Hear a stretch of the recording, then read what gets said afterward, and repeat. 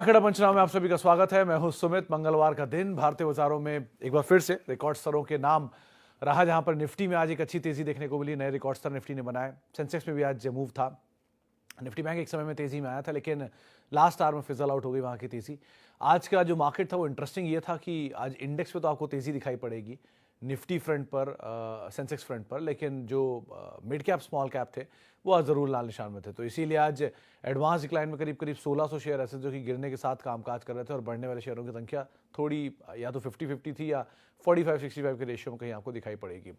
आज मूव था selective IT में, आज बिकवाली थी मेटल में, आज रेलवे फिर से मूव के अंदर कामकाज कर रहा था। सिलेक्टिव स्टॉक्स एफएमसीजी आज का स्टार था, जिसमें एचयूएल, ब्रिटानिया, डाबर, मैरिको, सारा एफएमसीजी कामकाज कर रहा था। लिकर आज तेजी के अंदर ट्रेड करता हुआ दिखाई पड़ रहा था। तो अलग अलग स्टॉक स्पेसिफिक स्टोरीज थी आज भी, लेकिन आज मेजर डैमेज आपको मिड कैप स्मॉल कैप में दिखाई पड़ेगा कि मिड कैप स्मॉल कैप में उतना कोई मूव नहीं था। 0.5% नीचे मिड कैप इंडेक्स था, और स्मॉल कैप इंडेक्स तो शुरू से ही लाल निशान में कामकाज कर रहा था। तो ब्रॉडर मार्केट्स के अंदर बिकवाली ही दिखाई पड़ेगी। न्यूज़ फ्लोज काफ़ी थे, जैसे कि आज लॉरस लैब में कोटक की रिपोर्ट 8% नीचे, पेटीएम में सीएलएसए की रिपोर्ट करीब 3% ऊपर, ग्लैंड फार्मा में हिस्सा बिक्री की खबर करीब 8% ऊपर। तो ऐसे करके न्यूज़ फ्लोज चल रहे हैं, और न्यूज़ फ्लोज का इंपैक्ट अलग अलग स्टॉक के अंदर ज़रूर आता दिखाई पड़ रहा है। और मेजरली लेकिन जो तेज़ी ड्राइव कर रहे हैं उसमें आज एफएमसीजी था। एक कंसर्न ये भी मार्केट मान रहा है कि क्योंकि एफएमसीजी आ गया फ्रंट पे, आईटी आ गया फ्रंट पे, तो बाजार कहीं डिफेंसिव तो नहीं हो गया है, इसलिए आज थोड़ा सा और कॉशियसली मार्केट ट्रेड कर रहा था। लेकिन लेट्स सी, क्योंकि हायर लेवल से बहुत ज़्यादा टूटा हुआ था आईटी, इसलिए चल रहा है। और एफएमसीजी वैसे भी इनपुट कॉस्ट नीचे आई है काफ़ी। एक आईआईएफएल का नोट था, उसके बाद चला, तो थोड़ा सा बैंक बैकफुट पे गए और थोड़ा डिफेंसिव आगे आके आज काम काज कर रहे थे। लास्ट आवर अब देखते हैं कि गोइंग फॉरवर्ड सिचुएशंस कैसे बनती हैं, लेकिन सो फार जो मार्केट का टोन है वो बुलिश साइड पे ही अभी बाजार देख के चल रहा है। सवाल।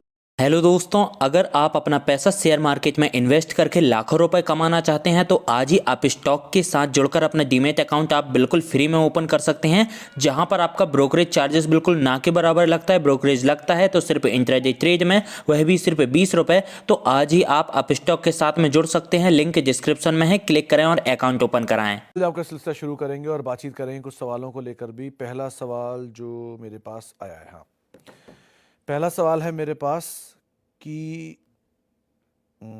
टेक महिंद्रा में क्या करें। अमिताभा साहब का सवाल है।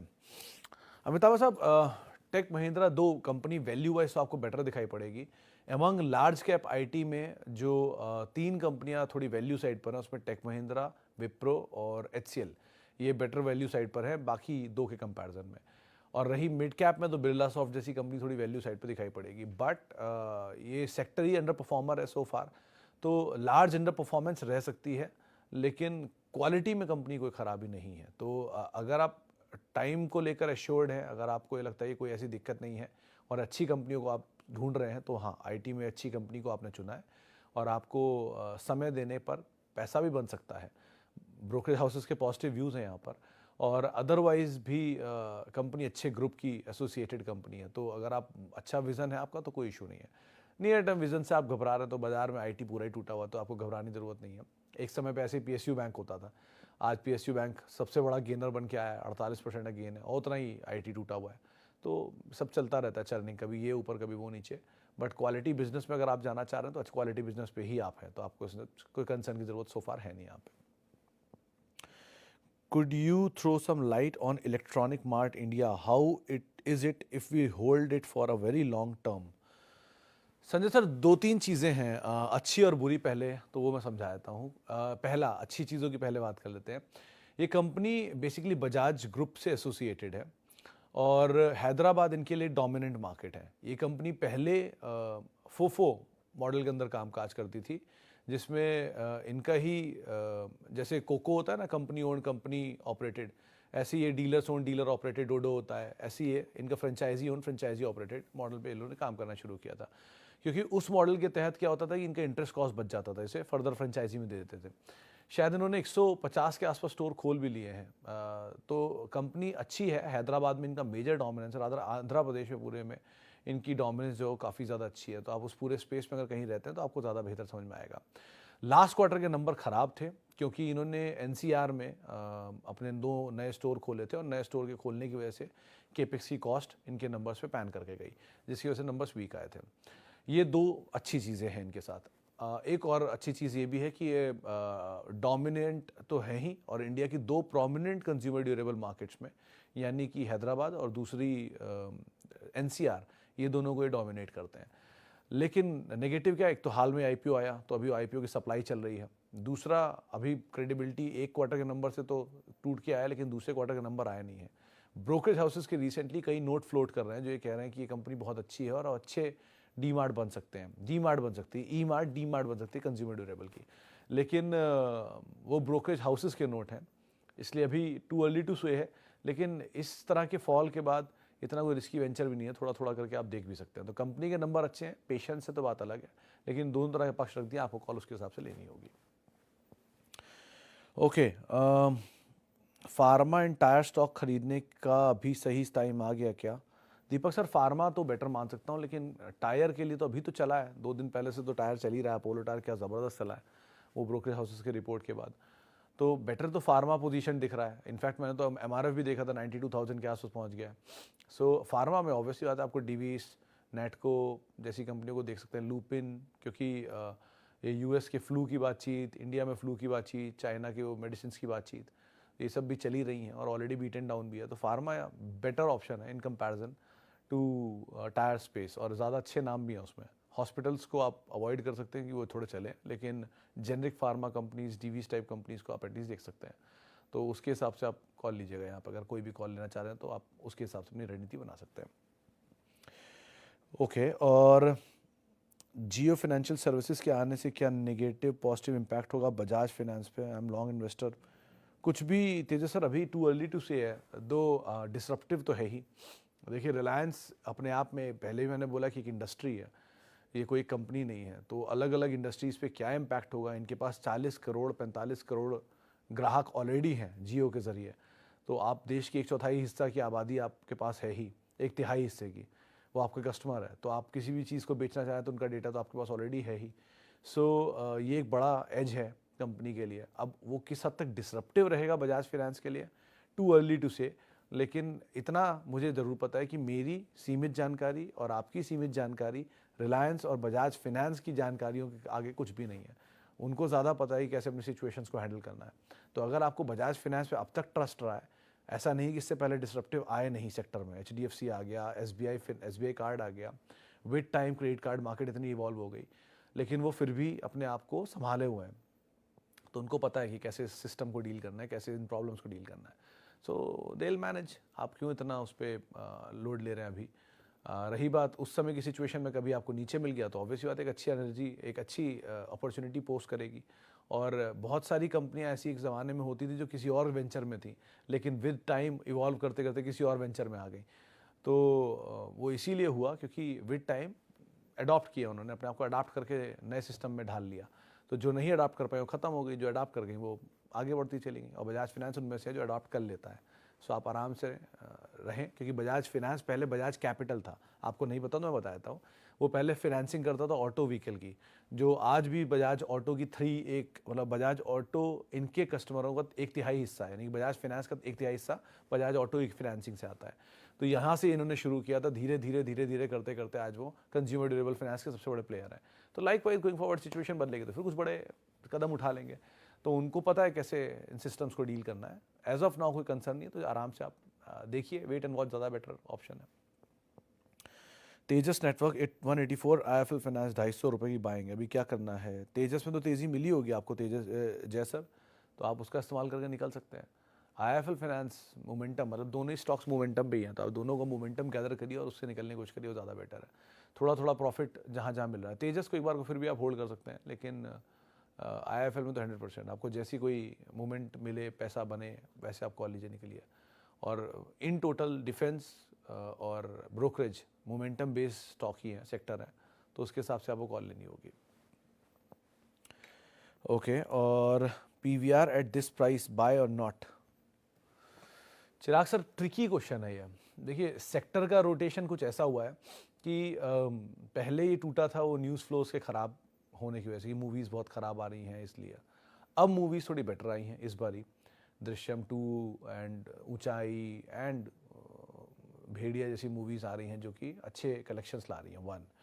ऑर्गेनाइज मार्केट के दो डोमिनेंट प्लेयर हैं, पहला है पीवीआर, दूसरा है आइनॉक्स। ऑर्गेनाइज मार्केट के, अनऑर्गेनाइज नहीं। ये करीब करीब ऑर्गेनाइज मार्केट को 90% होल्ड करते हैं, और ऑर्गेनाइज मार्केट ही इंडिया में सिर्फ 30% है, बाकी अनऑर्गेनाइज है, यानी सिंगल स्क्रीन ओन करते हैं छोटे छोटे शहरों में। सो अगर आप मल्टीप्लेक्स स्टोरी को प्ले करना चाहते हैं तो यही दो नाम आपके सामने बचते हैं। सिनेमैक्स भी है थोड़ा बहुत, लेकिन उसमें इतना नहीं है इसमें। और प्लस फीफा और प्लस बाकी स्पोर्ट्स जिनको भी ये लोग टाइम टाइम पर अपने थिएटर्स में यूज़ करते रहते हैं। सो इस थीम में आप एंटर तो कर सकते हैं, बस खेल है कि ये वैल्यूएशन वाला पार्ट थोड़ा महंगा है पीवीआर के लिए। तो नीचे मिले तो एंटर करना ज़्यादा बेटर है। कंजम्पशन ड्रिवन स्टोरी इनकी रहेगी, और वो नेटफ्लिक्स और अमेज़न आने के बाद थोड़ा इम्पैक्ट ज़रूर आएगा, बट ये फिर भी वेल पोजीशन है। बहुत सारी मूवीज़ अभी भी थिएटर्स पे लॉन्च होती हैं। सो डोमिनेंस साउथ की है आइनॉक्स की, नॉर्थ की है और ईस्ट की है पीवीआर के पास, वेस्ट की है आइनॉक्स पे। दोनों का मर्जर सबसे बड़ी एंटिटी। तो जब तक मर्जर नहीं है तब तक तो आप देख ही सकते हैं। नीचे मिले तो आप ऐड करें, वो ज़्यादा लॉजिकल सो फार दिखाई पड़ेगा। ओके, और आईडीबीआई बैंक 40 रुपया पे संजय जी, मतलब तेज़ी में निकलने की कोशिश ही करिएगा, क्योंकि जितने भी पीएसयू बैंकिंग बास्केट है वो तेज़ी दिखा रहे हैं, और बहुतों को एग्जिट नहीं मिला है बहुत लंबे समय तक। उनकी एग्जिट का एक रास्ता खोल रहे हैं, तो आप धीरे धीरे करके उसका इस्तेमाल करिएगा। बहुत लोग फंसे हुए हैं, yes bank, IDBI, JNK, union, even PNB, कई तो मेरे जानने वाले 70 रुपये के आसपास उनके पास पोजीशंस हैं। सो बेटर यही है कि आप धीरे धीरे करके थोड़ा थोड़ा पैसा लेकर निकलते रहें, एटलीस्ट अपने आप को सेफ गार्ड कर लें, कैपिटल प्रोटेक्ट कर लें अपना। ओके, और market hitting, everyday hitting highs and Nifty is overbought zone. Should we wait for a while to add or keep our investment going at lesser SIP value for portfolio stocks? Anil sir देखिए, जो portfolio stock आपकी cost से ऊपर चला गया है, से आपने 3000 रुपये की एवरेज आपकी टीसीएस की है मान लेते हैं, और वो टीसीएस 3200-3600 जा रहा है, सो आप उसे रोक सकते हैं किसी और एसआईपी में, जहां आपका टीसीएस या सी कोई अच्छी क्वालिटी कंपनी में अगर आपकी एसआईपी चल रही है वो नीचे है, आप उन्हें कंटिन्यू कर सकते हैं। ज़रूरी नहीं है कि जब बाजार अपना ऑल टाइम हाई बनाए तो सारे शेयर भी ऑल टाइम हाई बनाएं, और ये भी ज़रूरी नहीं है जब बाजार अपना ऑल टाइम लो बनाए तो सारे शेयर भी अपने ऑल टाइम लो बनाएं। सो हर बार, हर रोज़, इवन आज भी बाजार में एक अपॉर्चुनिटी रहती है जिसका इस्तेमाल आप कर सकते हैं। और बाजार अगर नया हाई बना रहा है तो सर इसके पीछे उसकी अर्निंग अपग्रेड भी है ना। ऐसा नहीं है कि बाजार की तेज़ी सिर्फ भाव से चलती है, बाजार की तेज़ी अर्निंग को भी फॉलो करती है। तो अगर अर्निंग की वजह से ईपीएस अपग्रेड हुआ, जिसकी वजह से बाजार ने तेज़ी पकड़ी, तो फेयर एनफ। बाजार आगे की तेज़ी को भी डिस्काउंट कर रहा है कि इनपुट कॉस्ट बहुत तेज़ी से नीचे आ रहे हैं, तो एफएमसीजी के नंबर्स अच्छे होंगे। आगे फेस्टिवल है, फेस्टिवल के नंबर यानी कि अब आएंगे, उसके बाद फिर शादियों के नंबर आएंगे, तो दूसरी छमाही हमेशा साल की अच्छी होती है कंज्यूमर ड्रिवन स्टोरीज़ के लिए। और plus consumption driven story India की है ही, तो ये दोनों ऑटो, सीमेंट, पेंट्स या बैंक्स, एनबीएफसीज, इनके लिए सेकंड हाफ ज़्यादा बेटर होना चाहिए, तो बाजार उसको भी डिस्काउंट कर रहा है। प्लस ब्रिक्स नेशन के इश्यूज़, यानी कि ब्राज़ील में कोई इशू, रशिया में इशू आपको पता ही है, उसके अलावा चाइना का इशू सबको पता है क्या है, और साउथ अफ्रीका भी बहुत कोई स्टेबल मार्केट नहीं है। तो एंड में ले देखिए इंडिया ही बचता है, जिसकी वजह से वहाँ पर पैसा फ्लो आ रहा है बाकी इकनॉमीज़ का, और क्रूड का नीचे आना भी हमारे लिए अच्छा है। सो आप अगर इनको पॉजिटिवली लेते हैं तो इंडिया का कोई बड़ी बात नहीं, आज 18,000 कल को 38,000 हो, क्योंकि इंडिया में एक ज़माने में 10,000 भी टूटा तब भी ऑल टाइम हाई हुआ था, 9,000 भी टूटा तब भी ऑल टाइम हाई हुआ था, आज उससे दुगने पे खड़े हम, तो कोई बड़ी बात नहीं 38 भी हो जाए। बट आपकी क्वालिटी का माल अगर नीचे मिल रहा है तो ऐड करते रहिए। आपकी क्वालिटी का माल आपके हाथ से छूट गया है, छोड़ दीजिए, कभी नीचे आएगा फिर ऐड कर लीजिएगा। तो अच्छी कंपनियां ऐड करते रहिए जो नीचे हैं। मिसाल के तौर पे आईटी फार्मा इस समय सबसे ज़्यादा टूटा हुआ है, उनको आप देख सकते हैं, और वो साल के बाजार के नए हाई के बावजूद भी आपके पोर्टफोलियो में नीचे होंगे। और जो बहुत तेज़ी से ऊपर आ गए हैं, जिनमें आपको लगता है कि इतनी स्टीम नहीं है या इतनी स्ट्रॉन्ग नहीं है, उनमें थोड़ा थोड़ा पैसा निकालते रहिए, अच्छी कंपनी में वापस डालते रहिए नीचे की तरफ, इन जो बीट एंड डाउन में है, ऐसे करके रीशफलिंग आप कर सकते हैं, तो एटलीस्ट थोड़ा सेफ गार्ड हो जाए कैपिटल आपका। ओके, एमटार में सर आज निक जी एक ऑर्डर बुक को लेकर कोई नोट घूम रहा था बाजार में कि इनको कोई ऑर्डर मिला है, और कुछ तो था इसके अंदर, कोई ब्रोकरेज हाउसेस के अंदर कुछ व्यूज़ या कोई नोट इंडस्ट्री में चल रहा है। बट डिफेंस की तेज़ी एक तरफा चला है, उसके बाद नीचे आया। तो प्राइवेट डिफेंस तो नीचे है, इसमें अस्त्रा हो गया, एमटार हो गया, तेजस जैसी कंपनियां हो गई। लेकिन पीएसयू डिफेंस एक तरफा चला है, तो मोमेंटम मिल जाएगा कुछ दिन में आपको। तो मोमेंटम मिल के जाए तो आप इस्तेमाल करके निकल सकते हैं। लेकिन कंपनी ठीक है, थोड़ा महंगी साइड पर ज़रूर है, लेकिन वैसे कंपनी अच्छी है, तो उस हिसाब से आपको यहाँ पर कॉल लेनी होगी। क्या ग्लोबल हेल्थ कोर पोर्टफोलियो का पार्ट बनाने के लायक ठीक है? अनिल सर, वैसे तो ठीक है, मतलब त्रेहन साहब को अगर आपने कभी मिले हैं तो आपको ना कहने का मतलब ही नहीं है। फिर तो प्रमोटर पे अगर आप बेट कर रहे हैं तो कंपनी अच्छी है, बट क्वार्टरली नंबर्स आएंगे तो भाव आपको ठीक मिल जाएगा। तो भाव ठीक हो जाए तब आप एंटर करें। इस समय देखिए, यूफोरिक होने कर शेयर लेने का कोई मतलब नहीं है, चाहे बीकाजी हो, चाहे मेदांता हो। यूफोरिक का मतलब कि जब तेज़ी में है जब बाजार, तो क्यों उसके अंदर जा रहे हैं, छोड़ दीजिए। एक दो बार छूट भी जाएगा तो कोई फ़र्क नहीं पड़ जाएगा। जब यूफोरिक नहीं हो, नीचे आ जाए, जब कहीं कोई नहीं उसमें एंटर करना चाह रहा हो, या जब कोई बीट एंड डाउन हो किसी बुरी खबर की वजह से, तब आप उसकी अच्छाइयों को याद करिएगा। सो अच्छाइयाँ उस दिन मत याद करिए जिस दिन वो चल रहा है। चलते हुए शेयर को मत पकड़िए, इंस्टेड नीचे मिल जाए तो ज़्यादा बेटर डील है। कंपनी अच्छी है, लेकिन भाव थोड़ा ऊपर की तरफ आ गया है, नीचे की तरफ मिल जाए तो कोई इशू नहीं है उसको आराम से लेकर रखने के लिए। आप लीडर के साथ जाना चाहते हैं तो ऑब्वियसली बात है, पहला अपोलो हॉस्पिटल आता है। सेकंड बेस्ट अगर आप जाएंगे तो उसमें Fortis, then comes Max, HCG कह रहा हूँ, वो देवी शेट्टी वाले जो हॉस्पिटल है वो, और ये, इनको आप देख सकते हैं। इनकी सबकी अलग अलग ट्रेट है, कोई स्पेशलाइज्ड है हार्ट सर्जरीज़ में, कोई स्पेशलाइज्ड है बोन सर्जरीज़ में, कोई NRI टूरिज़्म के ऊपर है। तो वो आपकी थीम है, जिसको आप प्ले करना चाहें देख सकते हैं। लेकिन ये कंपनी ख़राब नहीं है, भाव थोड़ा ज़रूर ऊपर है। चलिए, फिलहाल इतने सवालों को मैं शामिल करूंगा। माफ़ी बहुत सारे लोगों से जिनसे आज हम बातचीत नहीं कर पाए, और बहुत बहुत शुक्रिया उन सभी लोगों का जिन्होंने हमसे सवाल पूछे। आपसे अब मुलाकात होगी कल बुधवार को। तब तक के लिए आप मेरे साथ जुड़ सकते हैं। @Sumit Research मेरा ट्विटर हैंडल है। और एक बात और कि अगर आप कोई भी बड़ा निवेश करना चाह रहे हैं तो अपने वित्तीय सलाहकार की राय ज़रूर ले लें। नमस्कार।